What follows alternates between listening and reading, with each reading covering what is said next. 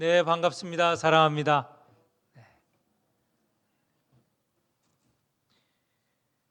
어, 오늘 말씀 나누기 전에 제가 기독교 신문에서 본 내용을 먼저 말씀을 드리고 시작하도록 하겠습니다.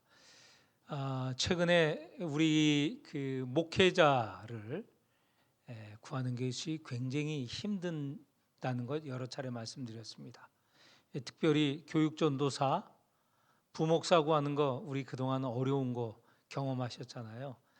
작년에 최병일 목사님 오고 최홍 목사님 오는데도 시간이 꽤 한 7, 8개월 걸렸습니다. 최홍 목사님 혼자 돕다가 한 8개월쯤 지나서 최홍 목사님이 왔습니다. 교육 전도사 구하는 것은 하늘의 별 따기가 되었어요. 그런데 오늘 읽은 신문에는 서울에도 도시에도 그러니까 수도권에도 목회자 구하는 게 너무 힘들어서 지금 교회들은 어떻게 하느냐? 목회자가 아닌 평신도에게 교육부서를 맡기는 경우가 생기고 있습니다. 예를 들면 아동부 교육전도사 또는 목회자를 구할 수 없어서 선생님들 가운데 세워서 말씀을 전하고 그 교육부서를 인도하도록, 그게 아동부만이 아니고 뭐 유아유치부 이렇게 교육부서에서 그 교회 평신도를 훈련시켜서 목회자로 삼아야 된다. 이제는 뭐 목회자를 구하기 어렵다라는 거예요. 그래서 이제 비로소 여러분 듣고 들어보신 적이 있는지 모르겠는데 만인 제사장설이라는 게 있습니다. 만인 제사장설은 뭐냐면 종교개혁이 있는 1500년대 이전까지는 사제들이, 그러니까 사제들이 하나님과 사람 사이에서 역할을 하고 그가 말씀도 전하고 성찬도 거행하는 그런 일이, 그리고 교회를 지도하고 성도들을 지도하고 했는데 루터라는 분, 칼빈이란 분이 종교개혁을 했습니다. 하나님과 사람들 사이에 낄 사람은 아무도 없다. 모든 이들이 하나님과 직접 접하고, 그러니까 하나님을 만나고 또 하나님의 말씀을 듣고 하는 것이지, 그 사이에 어떤 사람이 있어서 말씀을 대리해서 전하고 성찬을 거행하는 게 아니다. 무슨 얘기냐면 하나님을 만나는 데는 각 사람 믿는 이들이 직접 하나님과 만나는 거예요. 누가 대신 이끌어 줄 수 있는 건 아니라는 것이죠. 물론 그 사이에 목사나 뭐 이런 교역자가 있어서 안내를 하는 것이지, 안내를 하는 겁니다. 가르치고 인도하는 것이지 중재하는 게 아니에요. 하나님과 우리 사이의 중재는 오직 예수 그리스도만 하시는 거예요. 그러니까 우리가 예수에게로 가면 하나님을 만나게 되는 겁니다. 예수에게로 가면 하나님의 말씀을 배울 수 있는 것이죠. 목사는 그렇게 안내하는 것이지 중재하는 게 아니에요. 그런데 아직도 천주교는 하나님과 사람 사이에 중재자가 있어요. 그게 사제예요, 사제. 신부라고 하는 사제가 있어요. 사제가 있어야 예배가 되는 거예요. 우리는 평신도들끼리 모여서 예배 드리면 예배라고 하잖아요. 그런데 거기는 그렇게 할 수가 없어요. 사제가 있어야 미사가 되는 거예요. 그 사제가 없는 데는 교회라고 안 그래요. 뭐라고 그러냐면 공소, 비어있는 장소라는 거예요. 공소 여러분 들어보셨죠? 시골에 가면 성당은 아니고 공소가 있어요. 거기는 사제가 없는, 신부가 없는 데가 공소예요. 거기는 예배를 드리지 못해요. 사제가 없는 데에서는 예배가 있을 수 없어요. 그러니까 거기서 예배는 미사라고 하지 않습니까? 미사가 있을 수 없습니다. 미사를 집례하는 사제가 있어야 예배가 되는 것이죠. 근데 오늘 우리 교회에도 그렇게 잘못 생각한 사람이 있어요. 목사가 있어야 꼭 예배가 되는가? 아니에요. 목사가 있으면 좋죠. 왜냐하면 목사가 있으면 세례도 베풀고 그리고 성찬도 집례하고 하는 면에서 또 성경을 공부하였고 연구하였기 때문에 잘 설명할 수 있는 그런 좋은 점이 있습니다. 그런데 우리 한국교회 시작할 때 대다수 교회는 목사가 없고 전도사도 없던 시기도 있었어요. 선교사들이 우리가 왜 성찬이 1년에 한두 차례였느냐? 왜 세례는 그럴 수 있어요. 1년에 한두 차례였느냐? 예전에 선교사들이 교회를 세우잖아요. 선교사가 목회를 할 수가 없거든요. 그래서 한 선교사가 10교회, 20교회를 돌아다니면서 목회를 하는 거예요. 그러면 어느 교회에 예를 들면 1년에 한두 차례 가거든요. 그때 선교사가 오면, 목사인 선교사가 오면 그때 세례도 베풀고 성찬도 했던 거예요. 성찬이 자주 안 한 이유가 그런 면이 많이 있습니다. 그런데 이제 세상이 바뀌어서 목사 되는 게 예전에는 한 20, 30년, 3, 40년 전에는 목사가 그 직업상 상위권에 속했어요. 물론 60, 70년대 목사는요 저 하위권에 있었어요. 그런데 70년 후반, 80년, 90년대는 목사란 직업이 상층에 있었어요. 근데 지금은 또 어떻게 됐냐? 목사가 다시 그 직업상 선호도가 밑으로 내려갔어요. 그래서 지금 목사가 되려고 하는 사람이 진짜예요. 진짜. 이 어려운 상황에 누구도 가려고 하지 않고 살기도 어렵고 또 존경도 못 받는 것이 목사가 되어 버리고 있어요. 지금 그렇게 되고 있어요. 이럴 때 신학교 가고 이럴 때 목회 공부하는 사람이 진짜예요. 진짜. 물론 그렇다고 가고 무슨 상층에 있을 때 목회자는 다 가짜다. 그게 아니고 그때도 정말 열심히 제대로 하려고 한 사람이 그때도 있었죠. 많고. 그런데 지금이야말로 목회자가 되려고 하는 건 정말 소명감으로 되는데 이제 다시 원래 말한 것과 이어서 말한다면 이제 평신도 가운데서도 말씀을 가르칠 사람이 나와야 돼요. 그래서 아동부도 인도하고 중고등부, 청소년부도 인도하고 그 다음에 유아 유치부도 인도하고 우리 교회는 다행히 부서마다 교육부서마다 다 교육자가 목회자가 있죠. 올해는 심지어 한 분을 더 영입을 했어요. 영입을 해서 한 분이 더 늘어났어요. 진짜 이 주변에 없는 일이에요.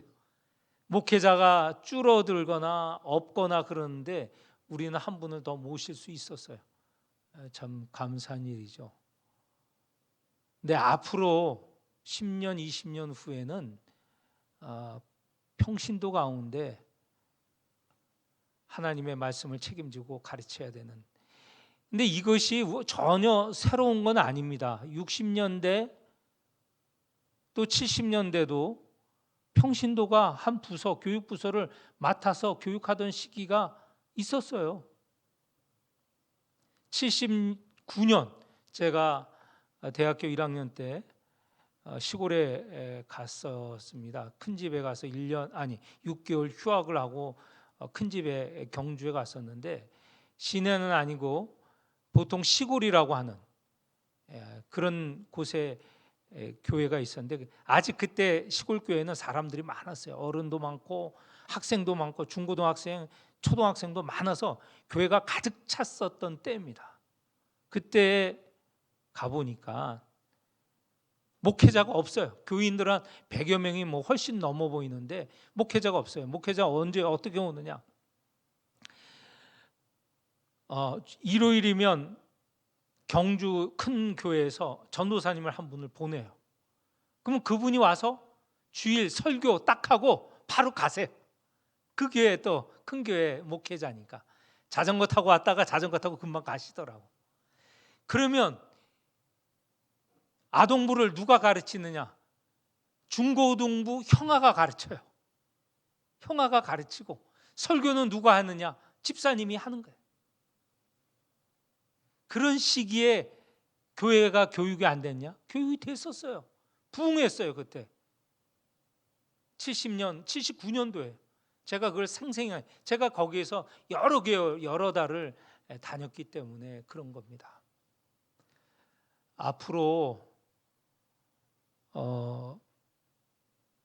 점점점 교회는 줄어들 겁니다. 그리고 큰 교회 몇 개 교회를 빼놓고 교인 숫자는 점점 줄어들죠. 그럴 수밖에 없는 게 오늘 나온 통계예요. 지금으로부터 20여 년 전에 우리 국방, 우리나라 군대 군인 수가 60만 명이 넘었어요. 군인들이. 그래서 60만 대군이라고 하잖아요. 그런데 지금은 50만 명이 안 돼요. 실질적으로는 제가 정확한 게 뭐지? 한 15만 명 이상이 줄어들었어요. 앞으로 더 줄어들 거예요. 이 인원수가, 젊은이가 점점점 줄어든 거예요. 어린아이 숫자는 더 줄어들죠. 교회가 교인 수도 줄어들 뿐만 아니라 이제 목회자 수도 점점점 줄어든다는 것, 그걸 말씀을 드리면서, 그렇지만 이런 때에 신학을 하는 사람이 정말 소명을 가지고 신학을 하는 것이고, 물론 지금 교회 일꾼이 없어서 모이질 못하죠. 여러 군데 빈틈이 많이 납니다. 교회 봉사가 점점점 안 되고 있어요. 주변에서 점심을 그만둔 교회도 여러 교회가 있어요. 우리 규모 되는데도 점심을 안 하는 교회가 여러 교회 돼요. 그리고 교인이 식사를 하는 게 아니고 아예 이 임금을 주고 사례를 하고, 우리 교인이 아닌데 다른 사람을 불러다가 점심을 하게 하는 교회도 많아요. 여러 교회가 돼요. 봉사자가 점점점 없어지는데, 정말 하나님의 봉사자가 앞으로 일어날 거예요. 지금 봉사하는 사람이 참된, 그 이전에도 계속 말해요. 지금 한다고 그래서 여태까지 해온 분들은 아니다라는 게 아니고, 지금 그도 애써 오셨고, 그 전통이 앞으로 봉사하는 분들 정말 사명과 소명감으로 봉사를 하게 된다는 것이죠. 교회가 그렇게 됩니다. 갈수록 이제 알곡과 가라지가 구분이 되는 시대가 점점 찾아오고 있어요. 그런 시기에 이 수요기도에 오신 분들 참으로 귀한 분들이고, 말씀을 사모해서 오는 분들 귀한 분들이고, 이 말씀을 잘 우리가 듣고 마음에 새기고 이 말씀대로 살아갈 때 하나님께서 귀하게 여기시고 귀히 쓰실 것입니다. 오늘 제목이 7절 위에 보면 많은 무리가 나오다 라는 제목이 달려 있습니다. 오늘 내용에 보면 예수님에게 정말 많은 사람들이 찾아왔어요. 보니까 7절에 보니까 예수님께서 바다로 물러가셨다. 이럴 때 여기에 바다는 진짜 바다가 아니고 짠물이 있는 바다가 아니고 갈릴리 호수예요. 갈릴리 호수인데 왜 갈릴리 바다라고도 하냐? 그것이 넓은 호수라서 바다로 불리기도 했는데 호수이죠. 짠물이 아니라 민물인 호수입니다. 이 호수에 물러가셨는데 예수님께서는 지금까지 이 3장 오늘 우리가 읽은 이곳에 이르기까지 주로 활동하신 것이 갈릴리 지방입니다. 예수님이 생애에 대부분 갈릴리 지방에서 사역을 하셨어요. 간혹 명절 때, 특별히 유월절 때 예루살렘에 가죠. 유대의 일반 남자들이 1년에 3차례 큰 명절 3번이나 또는 3번까지 못 가면 한 번, 유월절에는 예루살렘으로 가지 않습니까? 그때 예수님께서 예루살렘을 방문한 것이 이제 성경의 복음서에 나와요. 그리고 마지막 돌아가실 때도 그때 유월절 기간이에요. 그게 특별히 일반 날들이 아니고 명절인 유월절에 예수님께서 예루살렘에 올라가셔서 그때 고난을 당하시죠. 그리고는 주로 이 갈릴리 지역에서 활동을 하셨습니다. 근데 갈릴리의 수많은 사람들이 예수님을 따라다녀요. 자, 예수님이 3년 동안 이 갈릴리 사역할 때 많은 이들이 곳곳에서 따라다녔다는 것을 우리가 자주 만나게 됩니다. 오늘도 이 7절에 보는 대로 이 바다로 물러나시는 이유를 조금 뒤에 설명을 드리겠어요. 그 갈릴리 호숫가로 물러나는데 갈릴리에서 큰 무리가 따랐다. 그러면 갈릴리에서 큰 무리가 따랐다는 것은 갈릴리 지방에 있는 사람들이 많이 따랐다는 것이죠. 당신의 고향 지방에서 사람들이 많이 따른 것을 볼 수 있습니다. 그런데 거기서만이 아니고 그 외의 지방에서도 예수님을 보려고 오는 사람들이 숱하게 있었다는 거예요.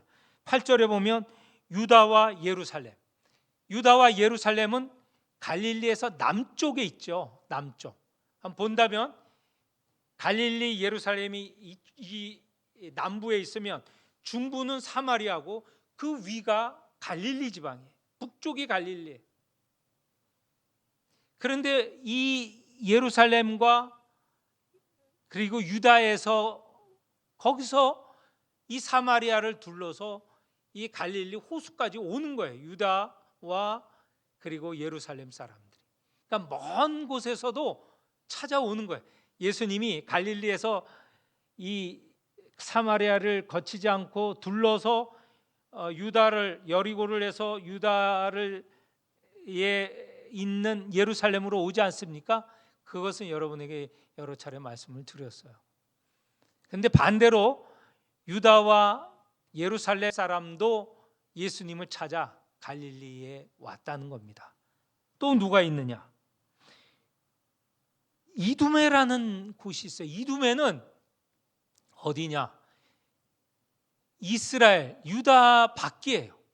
아까 남쪽에 예루살렘과 유다가 있는데 그 훨씬 더 남쪽에 이두메라는 지방이 있어요. 이건 이두메는 에돔은 원래 이 유다의 남쪽에 있었던 것이 아니고 남동쪽에 있는데 예수님 당시에는 이 왕국이 유다 밑으로 이전을 해요. 왕국이 이두메라는 왕국이 그 유다 지방 밑에 아래 더 남쪽에 위치하고 있어요.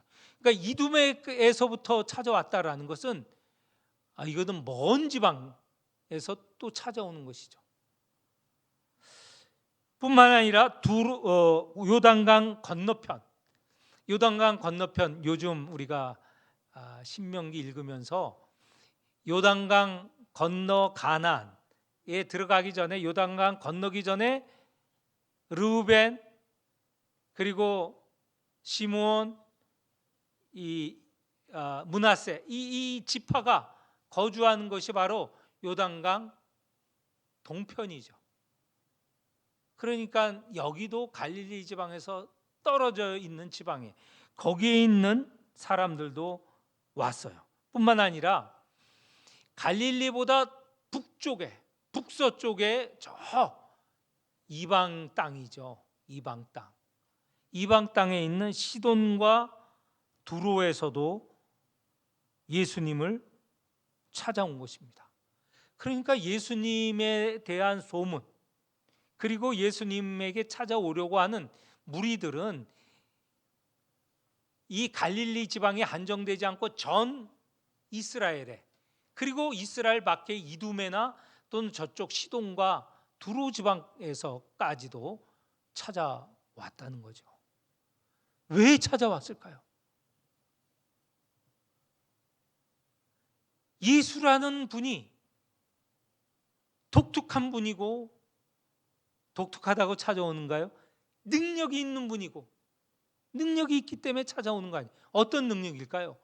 지금까지 읽어본 바에 의하면 병자를 고치시고, 귀신 들린 자를 내쫓으시고, 또 그 마음의 짐을 덜어주시는 분. 우리가 안식일 2번 했잖아요. 안식일 때문에 수많은 사람들이 매여 있어요. 죄인이 되어 있어요. 그런데 안식일의 주인은 인자다, 사람의 아들이다. 이 안식일은 사람이 안식일을 위한 게 아니라 이 안식일이 사람을 위해 있는 제도다. 마음을 시원하게 해주는 거예요. 이런 소문, 이렇게 가르치고 능력을 베푸는 분이 예수라는 게 쫙 알려진 거예요. 그러니 그 예수를 한번 만나자. 여러분은 이런 소문 때문에 집을 떠나서, 동네를 떠나서, 대전을 떠나서 가보신 적이 있으신가요? 예전에 빌리 그레엄 목사 오셔서 수많은 사람들이 여의도 광장에 몰려간 적도 있잖아요. 소문을 듣는 거예요. 하나님의 말씀에 능력 있는 사람 분이 오셨다. 그래서 그쪽으로 쫓아가기도 하고, 또 뭐 하늘산 기도원,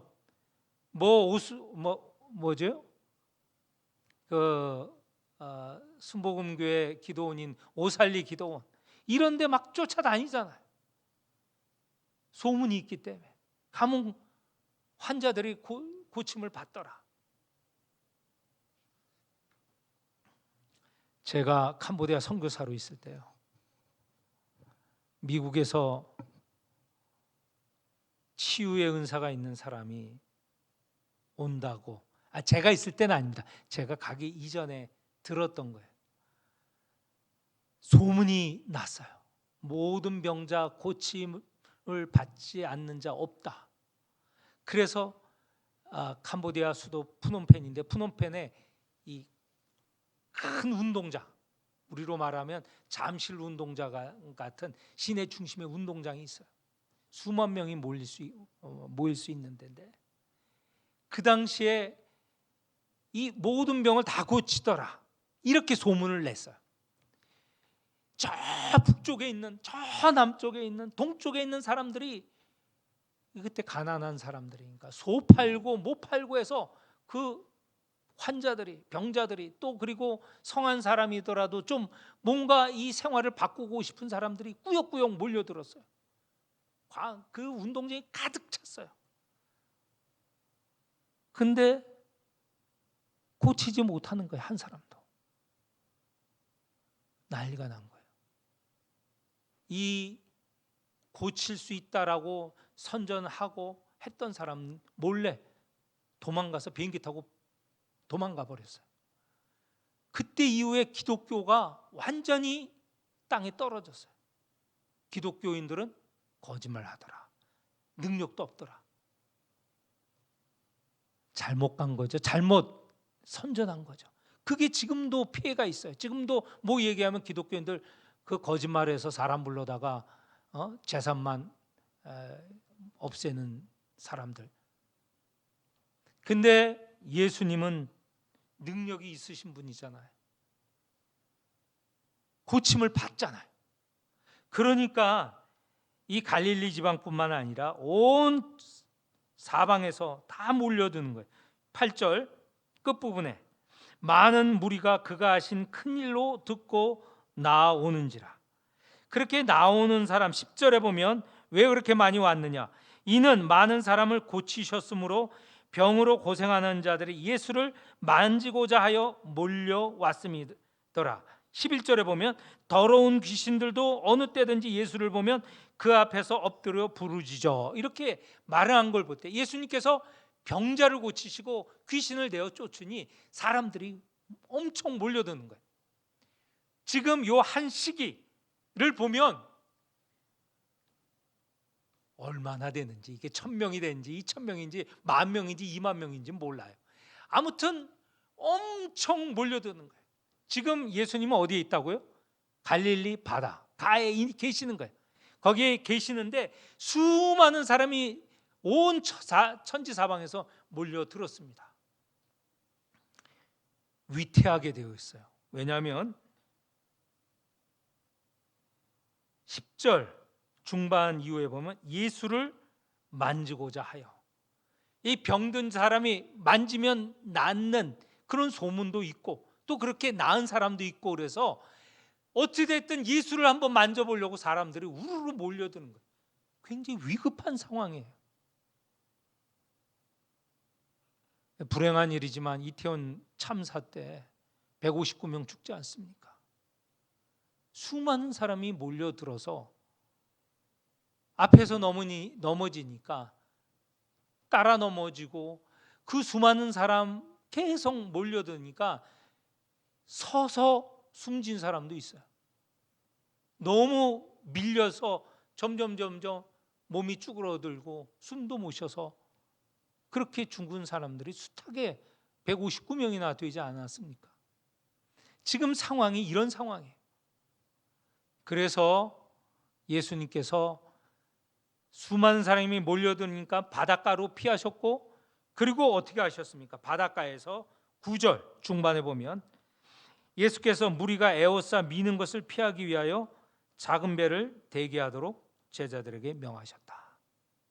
그래서 바닷가에 사람들이 막 엄청 예수님을 만지려고 에워싸려고 몰려드는 게 위험해서 예수님께서 배를 타고 바다로 잠시 떨어져 있죠.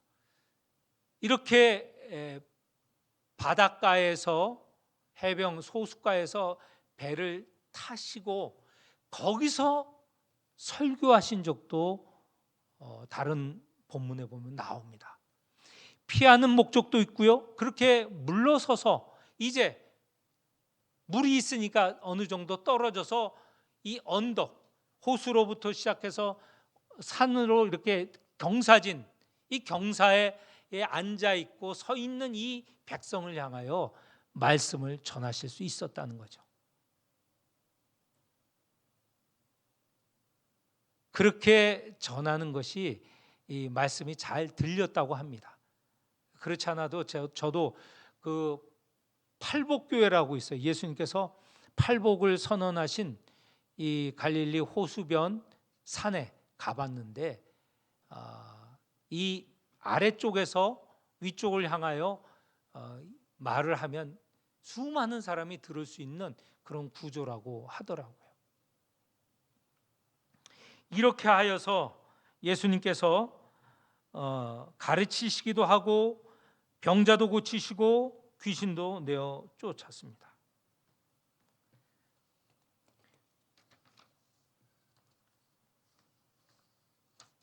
자, 그런데 여기서 한번 우리가 조금 더 생각해 볼 점은 11절에 더러운 귀신 들린 귀신들이 예수님 앞에 엎드려 이렇게 말합니다. 당신은 하나님의 아들이니이다. 하나님의 아들이라는 것, 여러분, 하나님의 아들이라는 것은 굉장히 중요한 용어죠. 이것은 하나님과 같으신 분, 이런 분임을 이 더러운 귀신도 알아차렸다는 것이죠.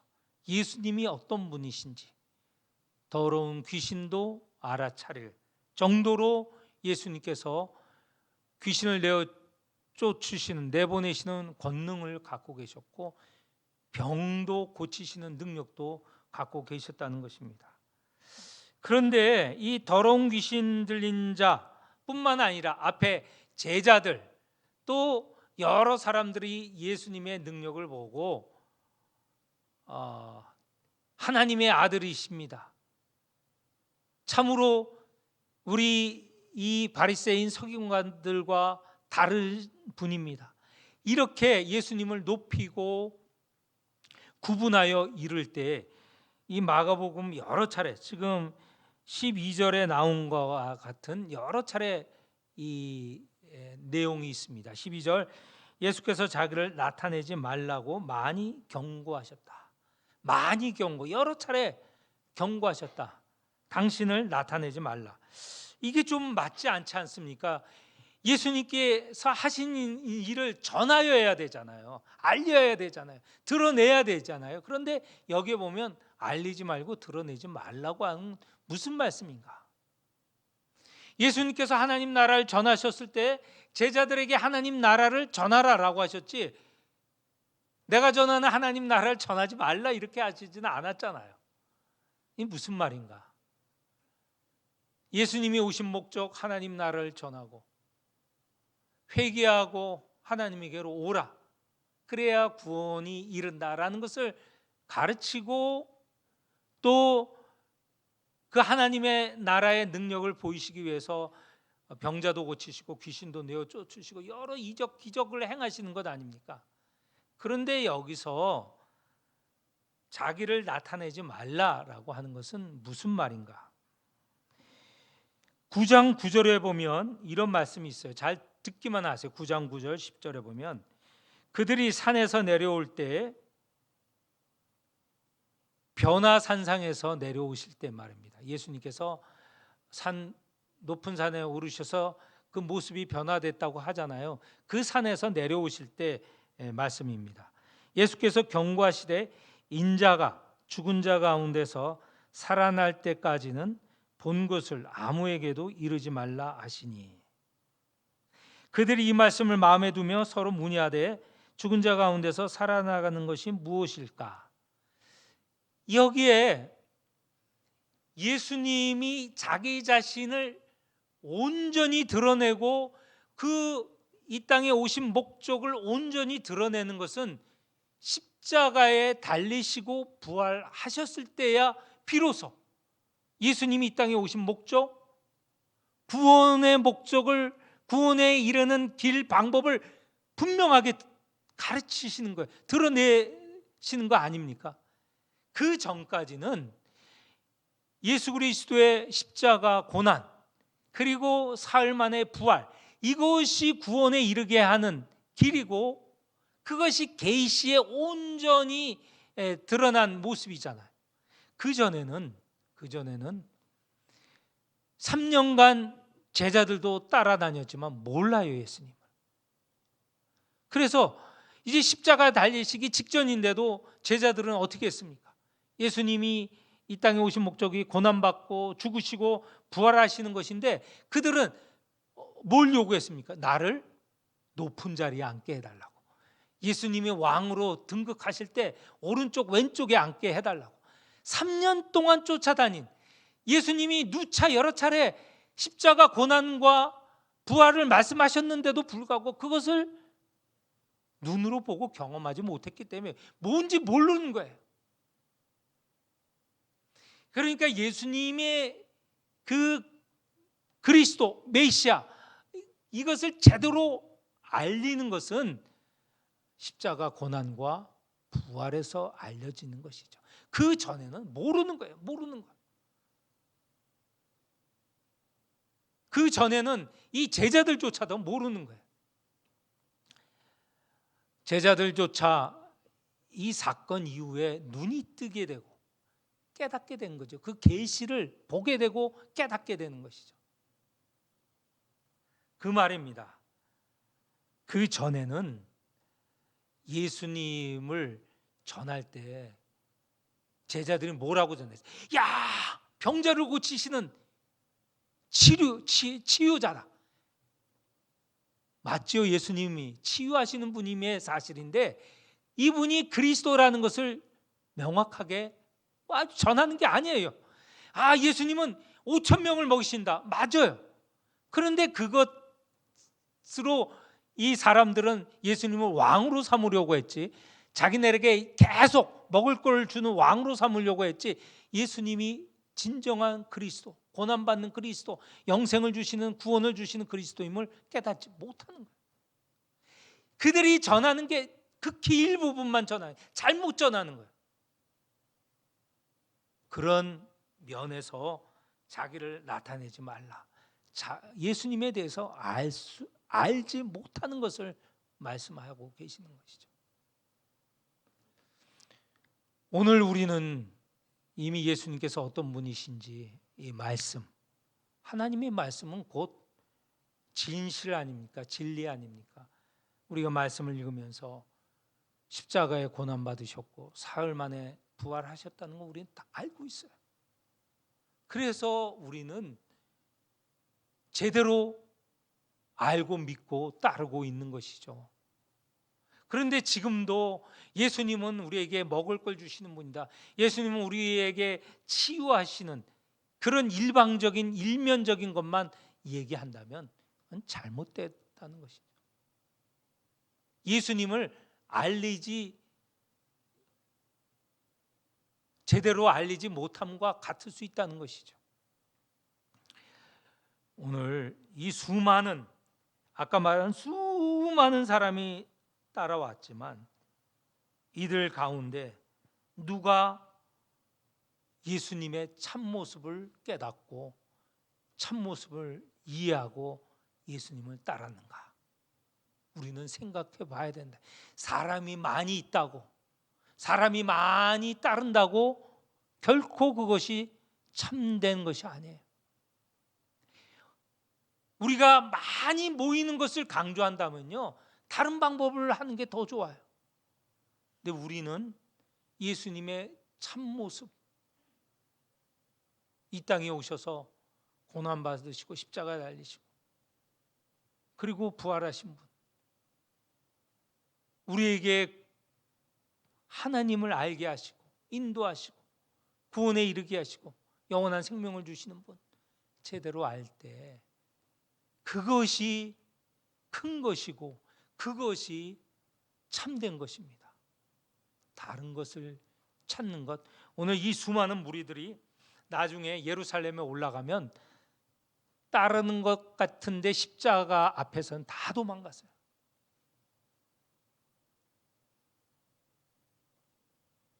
참된 그리스도인 제자는 예수를 따르는 사람입니다. 그것도 고난받고 부활하신 분을 따르는 것이죠. 바울이 전하는 건 나는 이것만 전한다. 예수 그리스도의 십자가 고난 부활을, 이것만 전한다. 다른 것은 배설물로 여긴다 라고 말씀하셨습니다. 오늘 우리 영광교회 성도들, 이 자리에 앉아 계신 분들, 수많은 무리가 힘이 아닙니다. 참된 따름, 참된 믿음이 진정한 힘이고 능력입니다.